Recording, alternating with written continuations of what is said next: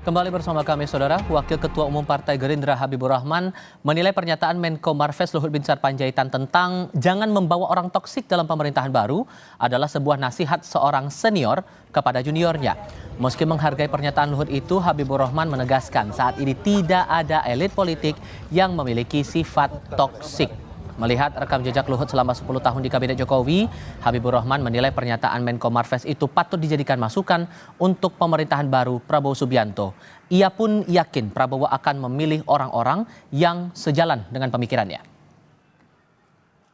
Pernyataan Pak Luhut ya, bahwa agar Pak Prabowo tidak membawa sosok toksik ke dalam kabinet. Ya tentu ini sebuah nasihat, ya sebuah masukan dari senior ya kepada juniornya bahwa antara para menteri dengan presiden harus ada kesamaan visi ya, bagaimana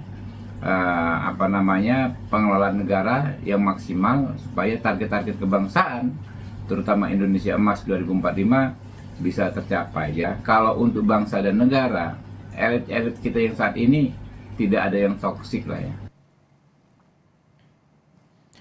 Sebelumnya, Menko Kemaritiman dan Investasi Luhut Binsar Panjaitan memberi pesan kepada Prabowo Subianto agar tidak sembarangan membawa orang ke dalam pemerintahan. Ia berbicara saat itu dalam acara Jakarta Future Forum Blue Horizons Green Growth di Jakarta hari Jumat kemarin. Dan berkenan kami undang kembali. Kami kutip dari Antara, Luhut bilang, kepada Presiden terpilih, saya katakan jangan membawa orang-orang toksik ke dalam pemerintahan Anda, karena itu akan sangat merugikan kita.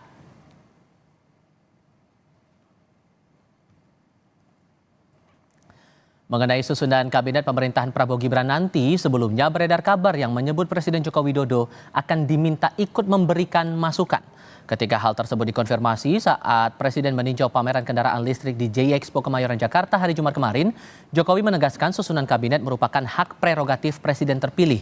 Meski begitu, ia bilang tak masalah bila sekadar memberikan usul untuk menyusun kabinet.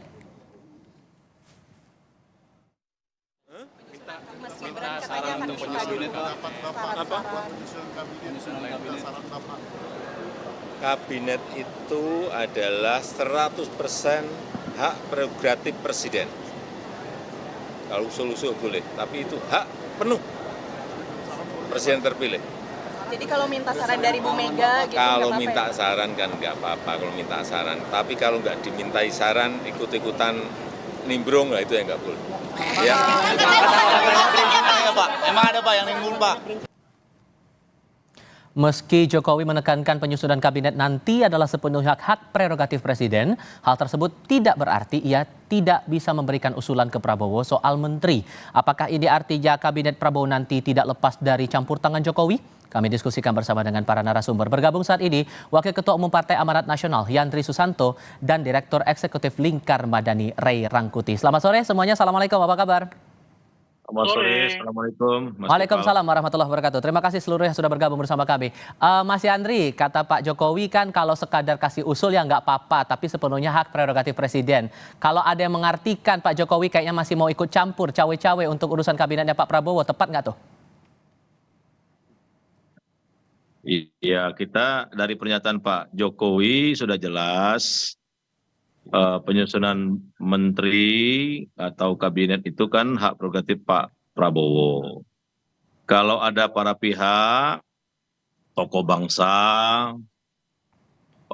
ketua umum partai politik, ataupun Pak Jokowi, kalau dimintain pendapat ya sah-sah saja. Memberi saran, memberi masukan.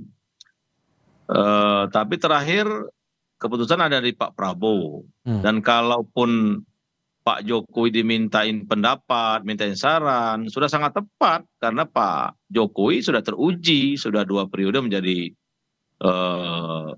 presiden dan Pak Prabowo sekarang bagian dari pemerintahan Pak Jokowi. Jadi tidak ada masalah bagi PAN kalau misalkan Pak Prabowo minta saran, minta masukan kepada Pak Jokowi. Tapi sekali lagi, saran masukan itu tentu sebagai pertimbangan yang akan diambil oleh Pak Prabowo ketika memutuskan kata akhir.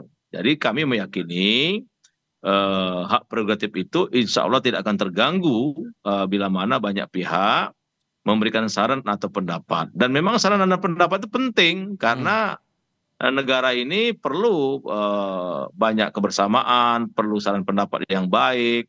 Kemudian tokoh-tokoh bangsa yang selama ini sudah berjibaku, sudah berbuat baik terhadap negeri ini perlu diminta pendapat, nggak apa-apa. Oke, tapi kalau kita juga maknai kita pernyataan kembalikan Pak kepada Luhut, Pak Prabowo. sorry saya potong di situ Mas Randi. Kalau kita maknai juga pernyataan Pak Luhut, jangan bawa orang toksik dalam pemerintahan baru. Itu apakah juga bisa dimaknai sebagai upaya untuk ikut campur juga untuk penentuan nama-nama menteri di kabinetnya Pak Prabowo?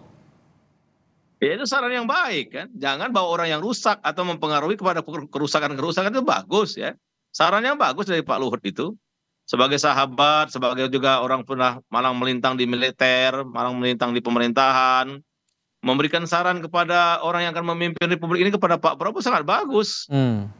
Tapi siapa orangnya, apa kriterianya, ya saya nggak tahu. Itu tanyakan ke Pak Luhut aja. Tapi nasihat seperti itu juga nggak apa-apa. Sekali lagi pada akhirnya pertimbangan-pertimbangan itu akan menjadi keputusan akhir nanti ya terserah Pak Prabowo sebagai hak prerogatif presiden menentukan siapa orang-orang putra-putri terbaik bangsa yang akan duduk di kabinet Pak Prabowo dan Mas Gibran gitu. Oke, kalau Bung Rey membacanya gimana kemudian? Dari Presiden Jokowi bilang kalau ngusulin ya nggak apa-apa. Dari Pak Luhut bilangnya jangan bawa orang toksik dalam pemerintahan. Kalau dikaitkan dengan ada yang menilai bahwa ini jangan-jangan cawe-cawe lagi nih untuk urusan kabinetnya Prabowo. Tepat atau enggak? Iya, dan melihatnya dari dua aspek ya. Kalau mereka orang luar, berartinya orang yang tidak ikut terlibat dalam koalisinya Pak Prabowo, itu namanya usulan. Tapi kalau orang yang memberi masukan itu, orang yang terlibat di dalam koalisi Pak Prabowo, apalagi koalisinya adalah koalisi yang signifikan, itu bukan sekedar usulan, tapi itu namanya pengajuan. Gitu. Nah, PAN mengusulkan nama-nama, itu nggak bisa disebut sebagai usulan, itu pengajuan, karena PAN ikut terlibat. Misalnya gitu ya, nanti Golkar juga begitu, menyebutkan nama-nama, ini loh, calon menteri dari kami misalnya. Itu nggak bisa disebut usulan, itu pengajuan. Nggak bisa diabaikan Pak Prabowo karena Golkar terlibat di dalam pemenangan Pak Prabowo. Pun juga Pak Jokowi, kalau Pak Jokowi nanti menyebut nama-nama ini loh, nama-nama dari saya, itu bukan usulan, itu pengajuan.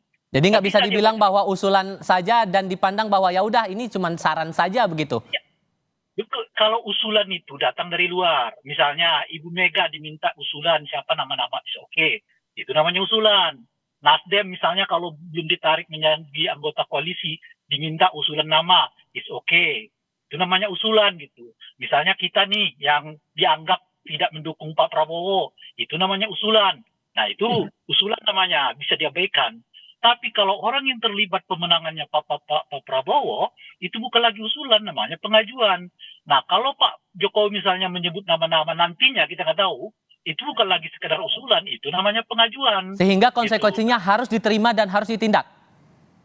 Ya, dengan sendirinya, apakah orangnya diterima, komposisinya diterima, atau jumlahnya diterima, itu nanti tergantung Pak Prabowo. Tetapi pengajuan itu tidak bisa diabaikan oleh Pak Prabowo karena orang-orang ini ikut serta memenangkan Pak Prabowo. Beda cerita kalau mereka adalah orang-orang di luar yang nggak terlibat sejak dari awal untuk melakukan pemenangan terhadap Pak Prabowo. Kalau itu namanya usulan gitu. Nah itu satu. Bagaimana kita memandang pernyataannya Pak Luhut itu? Nah Pak Luhut itu adalah orang yang mengusul karena beliau nggak terlibat dalam konteks pemenangannya Pak Prabowo. Gitu.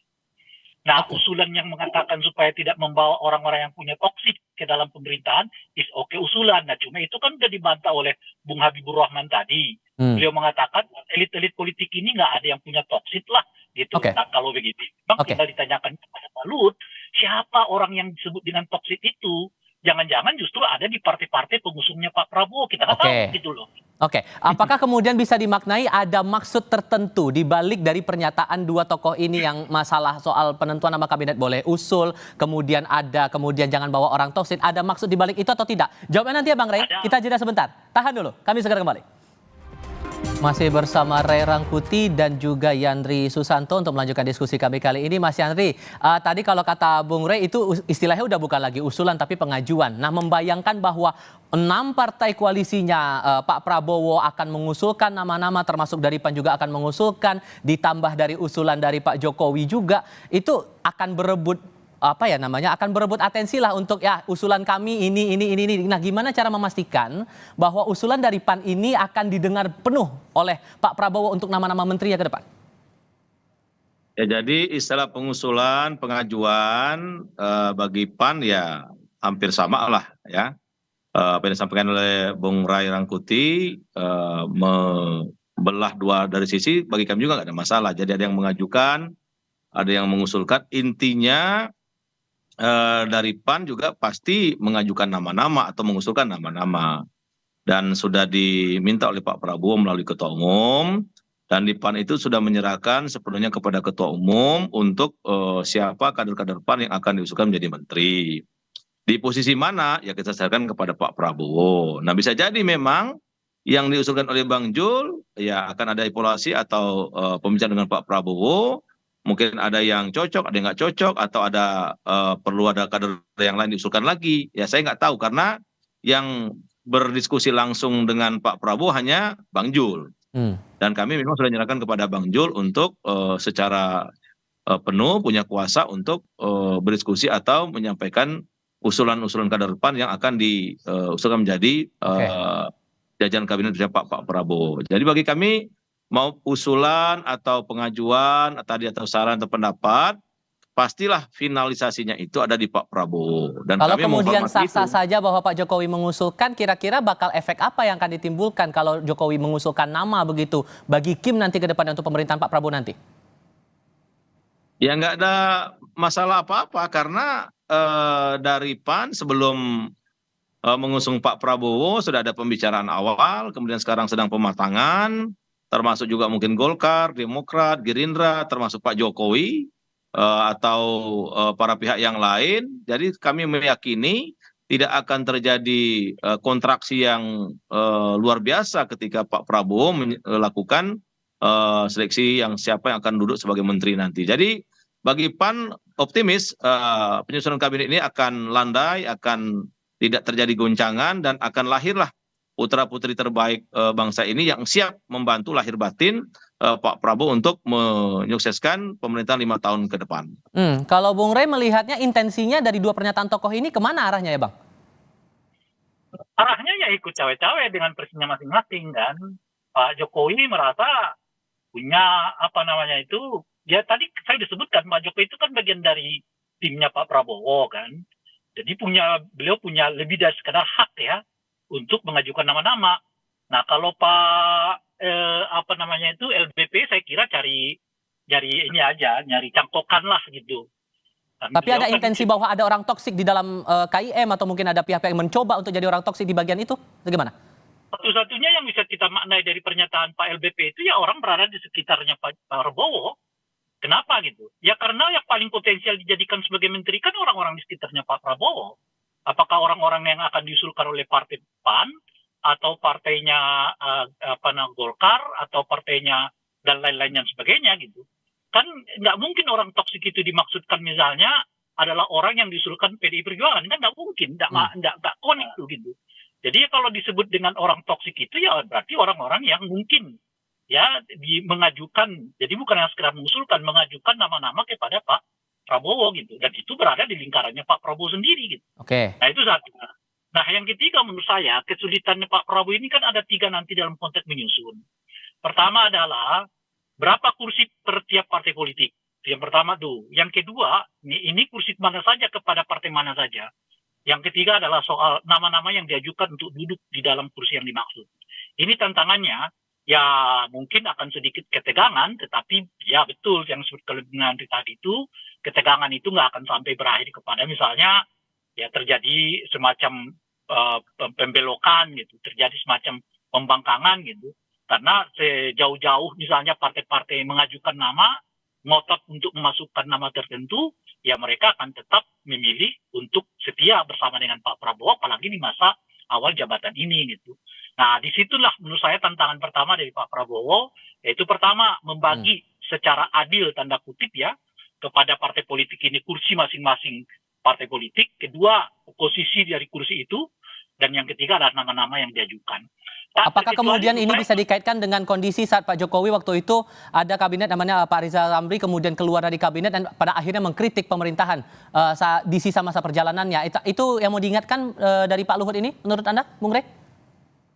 Oh, bisa jadi, ya bisa jadi tidak. Kita nggak mengerti sebetulnya yang memang dimaksud toksit oleh Pak LBP. Cuma yang saya sebutkan tadi, kalau kalau toksit itu dimaksudkan kepada kabinetnya Pak Prabowo, itu 80% adalah orang-orang yang punya hak mengajukan gitu.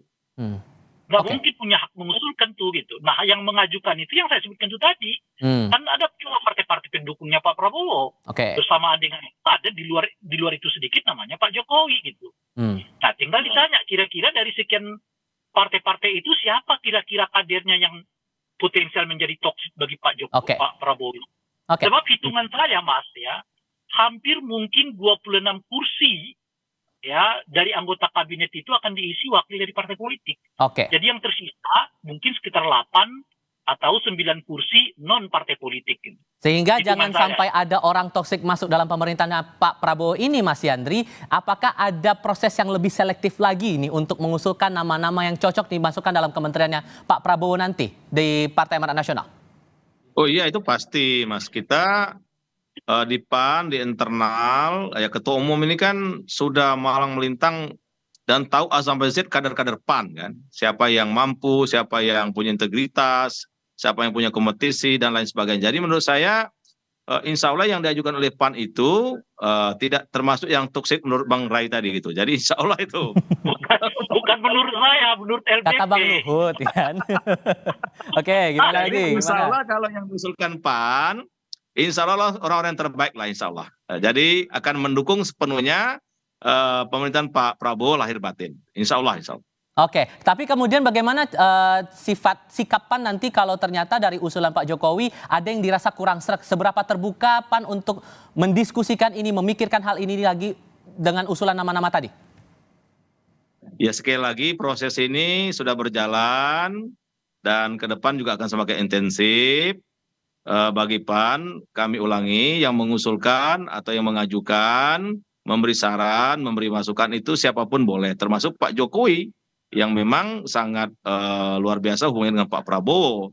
Nah, Koalisi Indonesia Maju ada PAN, Demokrat, Golkar, Gerindra, silakan juga mengajukan calon-calonnya. Nah, persoalan nanti siapa yang akan duduk di posisi mana, PAN memberikan keleluasan dengan hak prerogatif presiden. Jadi kami pada akhirnya tidak juga bisa ikut campur. Ya kan kalau Pak Prabowo-nya begini ya kami ya tentu akan insya Allah samina wa ta'na dan kami siap membantu berlangsungnya pemerintahan Pak Prabowo 5 tahun yang akan datang. Gitu. Oke, kalau menyikapi pernyataan dua tokoh tadi ini, Bung Rey, apakah kemudian bisa dimaknai posisi pemerintahan Pak Prabowo ini tersandra dengan bayang-bayang Jokowi lagi nih? Iya, jangan sendirinya. Makanya sini tantangan pertamanya itu. Karena bagaimanapun menurut saya ya, Pak Jokowi tidak bisa membiarkan begitu saja ya kabinet ini disusun ala Pak Prabowo gitu. Nah, karena beliau kan punya perasaan. Ya, kita sebut saya semacam tanggung jawab untuk memastikan bahwa agenda-agenda beliau tidak berhenti di tengahnya Pak Prabowo gitu. Dan itu tidak sekedar komitmennya Pak Prabowo saja kan, tapi juga harus dilihat dalam konteks bahwa orang-orang Pak Jokowi, tanda kutip orang-orang itu juga masuk di dalam kabinetnya Pak Jokowi yang memungkinkan semua program-program Pak Jokowi itu betul-betul dikawal, bukan hanya sekedar dikawal oleh Pak Prabowo tapi dikawal juga oleh orangnya Pak Jokowi. Oke. Baik, terima kasih banyak untuk perspektifnya para narasumber kami, Mas Yandri Susanto dari Partai Amanat Nasional dan Bung Rey Rangkuti dari Ikatan Madani. Saya selalu semua, jangan lupa.